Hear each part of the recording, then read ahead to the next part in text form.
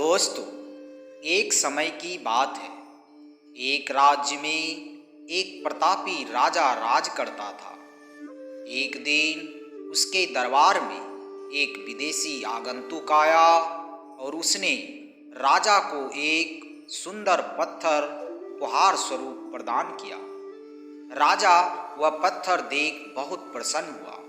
उसने उस पत्थर से भगवान विष्णु की प्रतिमा का निर्माण कर उसे राज्य के मंदिर में स्थापित करने का निर्णय लिया और प्रतिमा निर्माण का कार्य राज्य के महामंत्री को सौंप दिया। महामंत्री गांव के सर्वश्रेष्ठ मूर्तिकार के पास गया और उसे वह पत्थर देते हुए बोला, महाराज, मंदिर में भगवान विष्णु की प्रतिमा स्थापित करना चाहते हैं, इसलिए 7 दिन के भीतर इस पत्थर से भगवान विष्णु की प्रतिमा तैयार कर राजमहल पहुंचा देना। इसके लिए तुम्हें 50 स्वर्ण मुद्राएं दी जाएगी। 50 स्वर्ण मुद्राओं की बात सुनकर मूर्तिकार खुश हो गया और महामंत्री के जाने के बाद प्रतिमा का निर्माण कार्य प्रारंभ करने के उद्देश्य से अपने औजार निकाल लिए। अपने औजारों में से उसने एक हथौड़ा लिया और पत्थर तोड़ने के लिए उस पर हथौड़े से वार करने लगा, किंतु पत्थर जस का तस रहा।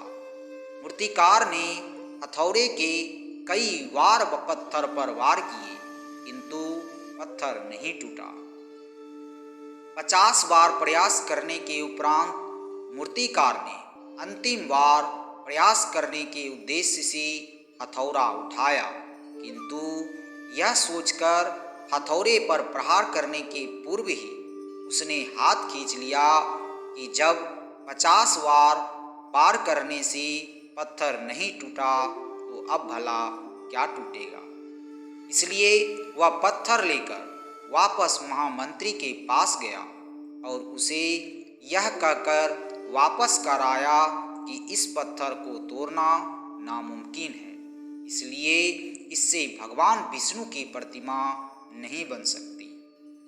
महामंत्री को राजा का आदेश हर स्थिति में पूर्ण करना था, इसलिए उसने भगवान विष्णु की प्रतिमा निर्मित करने का कार्य गांव के एक साधारण से मूर्तिकार को सौंप दिया।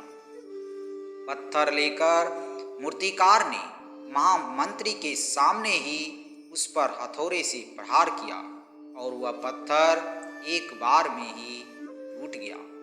पत्थर टूटने के बाद मूर्तिकार प्रतिमा बनाने में जुट गया। इधर महामंत्री सोचने लगा कि काश पहले मूर्तिकार ने एक अंतिम प्रयास और किया होता तो निश्चित वह सफल हो गया होता और उसे 50 स्वर्ण मुद्राओं का उपहार मिलता।